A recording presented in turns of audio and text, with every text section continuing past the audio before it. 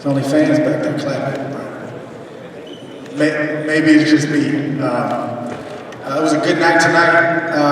Obviously the victory, but you know, I would love to win every fight as a shutout. I would love to have every fight take place where, you know, I barely get touched. But, you know, you have to win fights like this sometimes. And I talk a lot about the greats because I've studied this sport since I've been a kid. I watched a lot of Sugar Ray Leonard for whatever reason leading up to this fight. Tommy Hearns won, Leonard Hearns 2, Roberto Duran 1, Roberto Duran 2. And just the mannerisms, how you approach the big fights, how you dealt with adversity.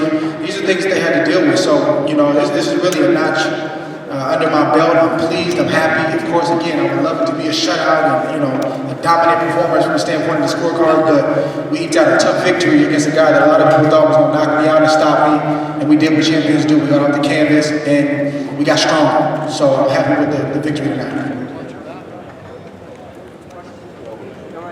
Straight right in the middle, Andre. I've got the microphone, sir. Andre, congratulations on your victory tonight. Thank you. We've seen, as you said, you participate in any of your fights that are clean shutouts or completely dominating one-sided fights. Tonight, obviously, that was not the case. Did you feel like this was, in your long career, your toughest fight? I mean, a knockdown would cause people to suggest that, but I've been in some tough fights. Excuse me? You've been down before, though, once earlier. Very. So this is my second time being down, and we got up that time, too.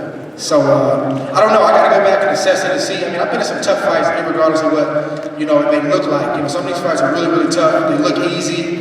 But this was, you know, obviously one of the tougher ones against a great champion. I knew this was gonna be this kind of fight. I didn't expect this to be a blowout. I mean, this guy is 30-0 like I'm 30-0, with 9 or 10 title defenses. He's got 3 belts. That doesn't come overnight. You know, this is a guy who's a road warrior. He's gone overseas. He'll go anywhere to fight these champions or defend his championship. So, you know, he's a real fighter, but we showed that, you know, we can eat a big shot and get up. I mean, when he knocked me down, I honestly wasn't hurt. You know, I guess it's what they call a flash knockdown. I just looked up, I was on the canvas, and I smiled. And I said, okay, here we go. Now the fight starts. And I felt like just over the rounds, I slowly broke him down. I felt like he was getting tired. And obviously, he didn't want to be inside. And I tried to keep him there as much as possible, but he's a great champion. One other thing for you, Andre. In so many of your fights, the way you've won has been enough offense, but, you know, obviously tremendous defense, a lot of movement, you know, boxing skills. It seemed to me that tonight you really bit down and stood and fought him. Was that part of your plan to try to exchange with him at all, or try to get on the inside and maybe avoid the biggest shots? I mean, it wasn't the ideal plan. I knew that, I mean, you guys know I'm not a runner. You know, I move the ring, I move around the ring, and I try to, you know, use ring generalship and not have any wasted movements. But after the knockdown, you know, you got to be able to throw the game plan out the window. So we still had a game plan, but Verge did a great job of standing in my ear and telling me we need every single round. And I looked at him in his eye and I responded, and it just, I don't know, it just caused me to feel like I couldn't leave anything to chance. So that's probably why I was, you know, exchanging more and more flat-footed. Could you describe what happened there in rounds 4 or 5 when things started to turn? What he did, just for you, Virgil, rounds 4, 5, 6, when things started to turn, what did you see out of Andre? What was the plan at that point? Well, earlier, just watching Sergey, he has certain tendencies, and we felt that he would tire down the stretch a little bit and leave himself open for clean shots, and I thought that the clean shots would be the difference. He was aggressive, but I think anybody in here would have to admit that he fought on the back foot more than he's fought against everybody. Andre stood his ground more than anybody, simply was not afraid of him. So when the clean shots started landing, I felt confident each round. He was aggressive, but you have to be effective aggression. And without a doubt, we landed the cleaner punches, but I just wanted to keep him in the fight. You know, let him know that he was there, keep showing him different things, keep him off balance, and more than anything, counter him when he tried to counter. And we were successful at that at times. Andre, congratulations on everything. Thank you. Do you think about where to put the judges are scoring these rounds as the fight is progressing? Obviously, this fight was decided by 2 judges giving you the 12th round. What was your mindset in those last 3 rounds about where the fight stood and what you needed to do? I mean, as a fighter, you have a general sense, but you never know, especially in professional boxing. You just never know. Sometimes you see a fight and you think you know who won, and the judge has it 8 points one way and 8 points another way, so you just never know. So I just felt like I needed every round, and that's what Verge kept telling me, and I trust his eye, and I trust his instincts, so I didn't question it. I felt like I had to go out there and somewhat dog him every round and just leave no doubt. Straight back here, Andre, congratulations on the big win. Question. After the knockdown in round 2, did you make any adjustments, or the way rounds 3 through 12 went, was that always you and Virgil's game plan? Again, I mean, I obviously didn't envision getting off the canvas tonight. But I've been in this sport so long. You know, I've been around this sport so long. You know, I've watched this sport for so many years. These types of things happen. And of course, someone like myself who wins a lot of his fights going away, sometimes you can get spoiled. You know, but I told my wife in the locker room, I said, you know, there's obviously a part of your pride that's dashed and you feel a certain way about it, but man, I got up tonight. I smiled at the guy that was the biggest puncher in the division. I went up and waited to fight for his belt, and then I went and took the fight to him and closed the show. So I'm proud of myself. But did you make any adjustments after? Well, we talked about that a little earlier. I mean, the urgency probably caused me to step on the gas a little bit more and just, again, feel like I needed every round. So it did change a little bit.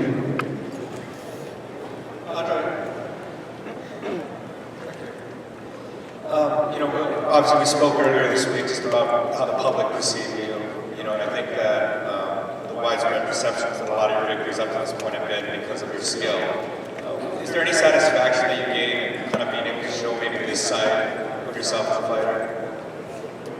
I mean, I know what I have in me, and I know that sometimes the general perception is not always accurate. And sometimes you get touted as a cute boxer, or, he's slick, but I know what I have on the inside of me. I know. I've been doing this my whole life. I get hit with big shots all the time. It's sparring, in fights. Sometimes you guys don't see it, maybe because I don't react or wobble or something like that. But I've been biting down for all my life. So I know what I have in me. Just sometimes when something like that happens, the masses get a chance to say, okay, well, maybe he does have heart, maybe he is more than just a boxer. But I've always known what I have in me. Just one more. In the first few rounds, it seems like he was able to kind of land his jab a bit. His jab, in the first few rounds, it seems like that was landing quite a bit. Then it kind of seemed like maybe he started ducking a little bit more and maybe taking a step back to avoid it. What is it that you saw that maybe allowed you to kind of find that range? Oh man, I don't know. It's just things are happening so fast in there. It's hard to explain, but obviously when you get hit with a couple good power jabs, you're not in the right position. Something's not right. But he comes in the Eastern, European system. They keep their hands in place. They don't have any wasted movements. They shoot right where their hands are, and he's very technically sound. And again, he doesn't waste anything. So I think just feinting a little bit more and making him kind of commit and then countering, letting him get ready to load up and take that big leap to throw the big right hand, and then stopping him in the middle of that with a power jab. Just little things like that along the way. I think just got his attention, and then again, just letting him feel it. Like you can feel after you knock the guy down if he's intimidated. You can feel if he's being reluctant, or you can feel if he's got a mentality to say, I'm coming to get that back. You can feel it. There's nothing that needs to be said, and I think more than any technical adjustment that I made, he felt it. Andre, back here in the corner. Andre, with the electronic urban report, which is EURweb.com, African American News and Entertainment. My question to you is this. First of all, congratulations. You put up a real good fight. There are those in the audience and in the press who believe that you lost. What do you say to those people? And if you should decide to have a rematch, when do you plan to do it? Well, to the first question, it's a close fight. I can't really argue it. I got to sit down and watch it to really give a clear assessment. He's got fans and supporters. They're not going to agree with the decision. Certain media members aren't going to agree with the decision. It's okay. But I think it's one thing to say a fight was close and I edged it out versus saying that it was a highway robbery, which I think they were up here saying a few minutes before we got up here. And of course, they're going to do that as well. It's part of the game. It comes with the territory. And, I hope they're just gracious about it because I did what I had to do to win. So I really don't have anything specific to say about that. Andre, right in the middle. Just, like you said, you obviously would like to, blow him out, want every round, but with it being such a close fight, can you just talk looking forward? What does that do for your career? To have a fight like this that was really exciting that people want to see again, what does that do for your career in terms of more marketing, getting more eyes on it, more people wanting to be interested in what you're doing?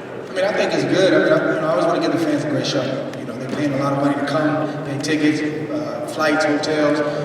Obviously, this was my first pay-per-view, so they had to pay to see this fight. And, from the feedback that I'm getting, people enjoyed it, so that makes me really, really happy. Congratulations. This is about your career for having maybe a less than extended pleasing style. And then this time you had just a great fight. How much do you think this really helps you, especially your first fight on pay-per-view? I could barely hear you like the last part. Sorry about that. Sorry about that.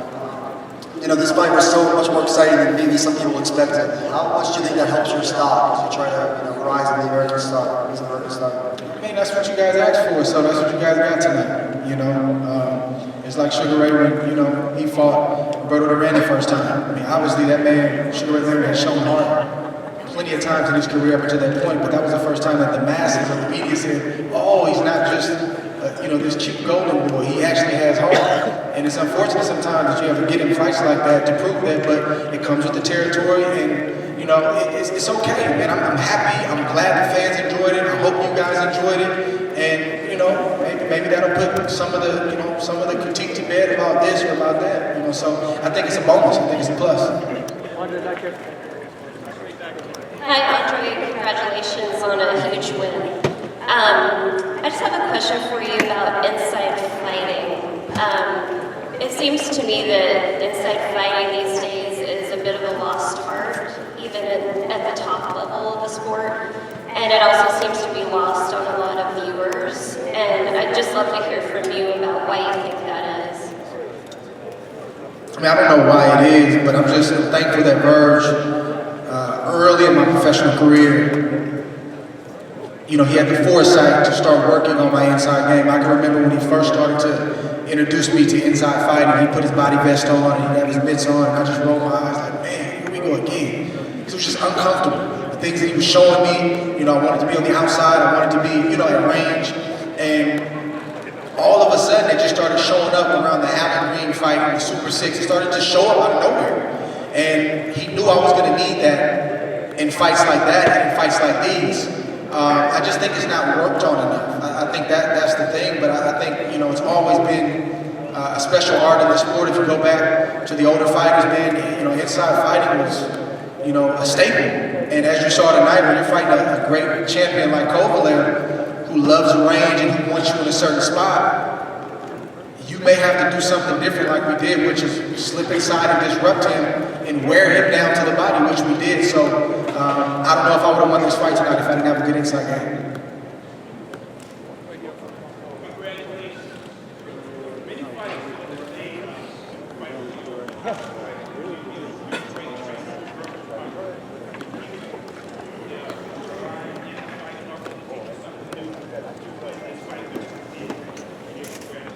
Well, throughout the rounds, like I just said earlier, he kept me in the fight, and I'm in the moment. I kind of sense and feel what's going on, but I don't fully know. He sees it all. He's on the outside.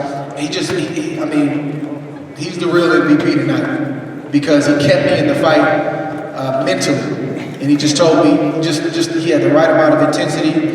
He told me all the right things tonight. And it's just a beautiful thing. I couldn't dream of working with anybody else or being trained by anybody else.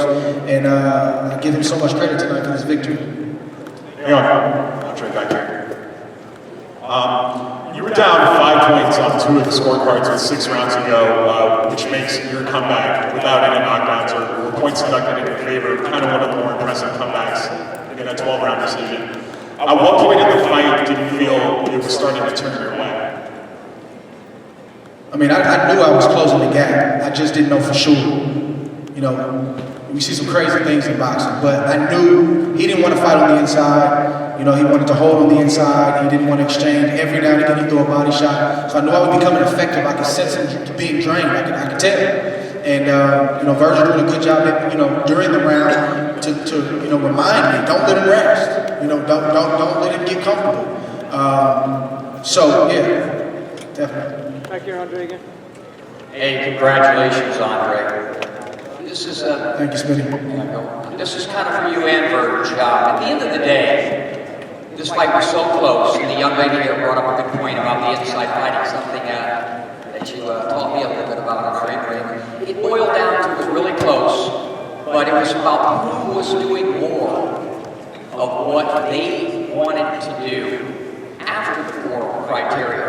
And I felt you were doing more after round 5 of what you wanted to do. Talk about that, and I'd like to hear Virgil's comments on that as well. I had a 115, 113 SOG. I appreciate that, Smitty. Thank you. I mean, that's pretty much exactly what it was. You know, I was able to do what I wanted to do, which was dictate mid-range, dictate inside.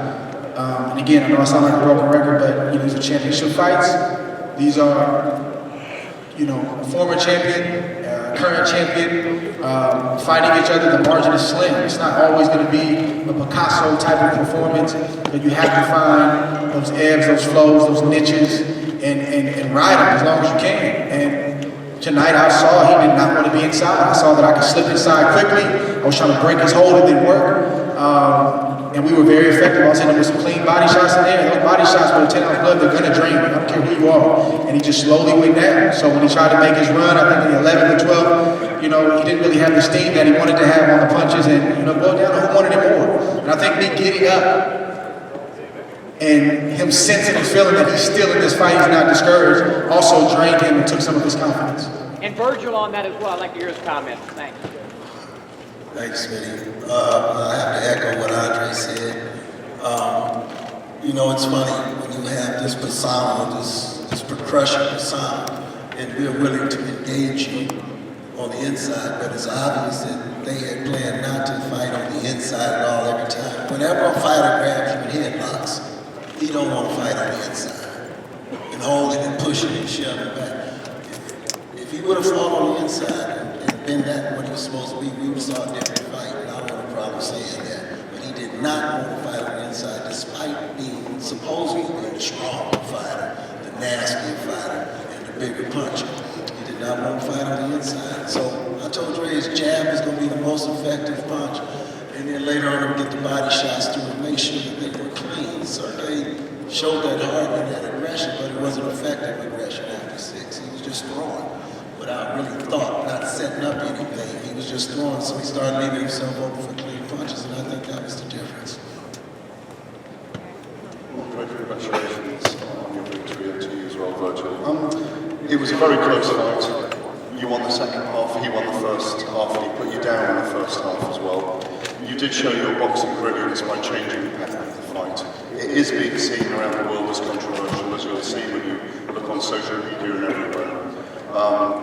You earned your victory on the judges' card, so you're the champion.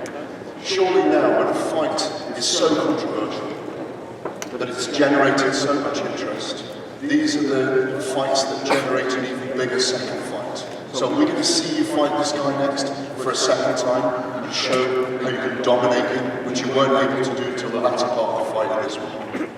Yeah, I think that's a question for James Prince. And my lawyer, Josh Dubin, who did a tremendous job in negotiating this fight. I've never ducked and dodged anybody. And honestly, I think a second fight would be a lot worse because I've been in there with him. I know what he has. And honestly, there's no disrespect to him. I don't know how many adjustments he can make. His style is kind of set. But we're going to entertain, you know, all offers, and we're going to see what the best decision to make is. Because you told us in the week, and we clearly know this about you, you like the greatest challenges, and presumably this was the greatest challenge of your career so far. I think I answered that earlier. I don't know. I mean, it was obviously a challenge, but I've been in some really tough fights, man. I really have. I mean, you know, believe it or not, the Edison Miranda fight was probably one of the toughest fights of my career. And a lot of people on paper write him off, but you got to realize that was an old grizzly veteran, and he wasn't all the way done. He was on the verge of being done, and he needed a victory against a young fighter like me. Probably one of the hardest punches I've ever faced, and that's probably one of the toughest fights that I've ever had in my career. So this was a tough fight, but it wasn't anything I hadn't been used to. You know, I took his punches well. I literally smiled when he knocked me down and got up, and you know, I think I should get some credit for that, honestly, because he's the big boogeyman at the light heavyweight division. We moved up in weight. We said we wanted to fight him, and we didn't run, we didn't duck, we didn't dive. We fought him right where he wanted to fight, and we got the victory. So I can't do anything about the controversy. There's close fights, you know, in boxing, and if I honestly felt like I didn't win this fight, if I honestly felt like he got robbed, I feel like I'm the type of person I'll literally tell you guys, I don't know what happened tonight, I appreciate the judges, but I lost. That's not the case. We're going to take 2 more questions, but before that, I want to remind everyone the HBO replay of the fight is going to be next Saturday night at 10:35 p.m. Dre, congratulations on the win, and I am one of the media members that had you win. Don't say the media members had you losing. Does that motivate you at all? I mean, I know you're a level-headed guy, you really let things bother you, but do you want to get back in there and win the next fight in a like dominant fashion and kind of, you know, and this being in there with him, after being in there with him, do you feel like you're going to be on cruise control the next time, or are you going to do something different from the first round on? I mean, I just said I think that a second fight would be, you know, a lot different and a lot clear cut, just because I've been in there with him. I processed his punches, I processed his style, I know what he has, and obviously they're gonna try to make some adjustments. He has a great team behind him, but I don't honestly, there's nothing in me that's like, let me go to training camp Monday morning because I gotta prove to everybody I won. I did my job tonight and I won. I got up off the canvas, and you know, if all 3 judges have me winning by 1 point, I don't know if they all 3 can be wrong. So I'm going to enjoy my victory. If there is a controversy brewing, you know, that's unfortunate. People are entitled to their opinions. I'm not going to be upset because one may feel I lost. Hey, you guys feel how you feel. You know, you have that right. And I'm going to go enjoy this victory because we earned it. Congratulations, Andre. Now, you got kind of rugged and hairy at points. Were you guys content with the officiating, with the refereeing? Did you guys wrestle at points? I think Bird did a great job. I mean, you can't, it's a fine line. You can't allow the fighter referee to get away from you, but you also have to let the fighters fight to a degree. And I think he let us work out of some of those exchanges. You know, sometimes he would hit me behind the head. I'm thinking, Bird, where you at, man? But then, you know, I would come back and rake him across the face with a right hand or something. And so I'm thinking, okay, he's letting us work this out. So I think he did a great job, you know, in live time and in real time. I think he did a tremendous job tonight. Andre, we never saw Floyd have to dig deep in a super fight. Do you think you've earned the right to be called the best fighter in the world?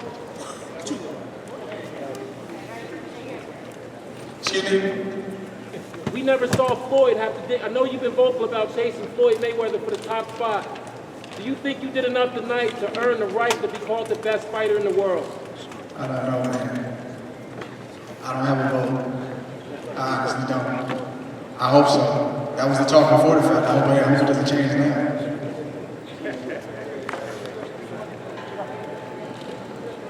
Oh my goodness. You're too big, man. You know, listen, I've talked about this a lot. I know it sounds crazy. I know it does. But I feel like I have a Roy Jones type of situation in me before my career is over. And I have a great guy to do it with, Mackie Shieldstone, but it's got to be the right guy. I'm not going to let my ego get in the way. There's certain guys you just don't mess with, and those guys are too big. I respect them, but you got to find the right opponent in the right situation. So maybe one day, maybe not, but not those two. I'm I'm thankful for this victory tonight. I'm thankful for my team, my wife. I dedicated this fight to her tonight simply because she's such a role warrior. And she holds the house down.